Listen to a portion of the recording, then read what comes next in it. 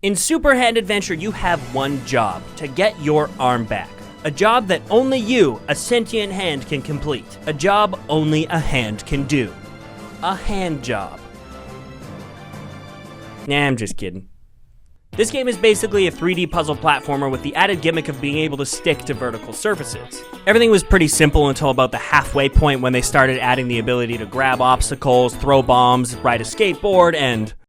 Ha! Got him!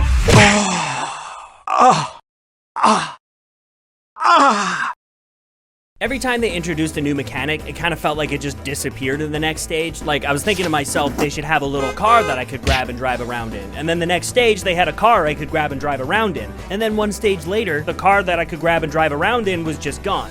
I feel like good game design will teach you a mechanic and then elaborate on that in the next few levels, and then introduce something new and eventually tie it all back in together. But it felt like the mechanics here came and went and then showed up again 10 years later with milk expected to be part of my life again. I also felt like there was just so much more they could do with the hand mechanic. Like, you could have weapons that the hand could pick up and utilize, or maybe you could do karate chops to break obstacles. You know, stuff like hands do, like picking noses and telling people to f*** off. Nah, I'm just kidding.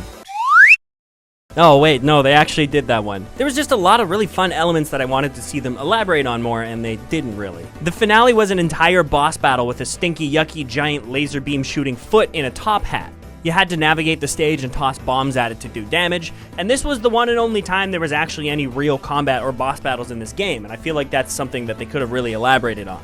And then that's it, you get your arm back, and there's 4 more random stages that don't really add anything to the game at all. But I gotta hand it to him. Super Adventure Hand was a pretty polished package, and despite the early stages being a little bit void of challenge, overall the game was pretty fun. I just wish there was less stinky, ugly, dirty feet. Yuck.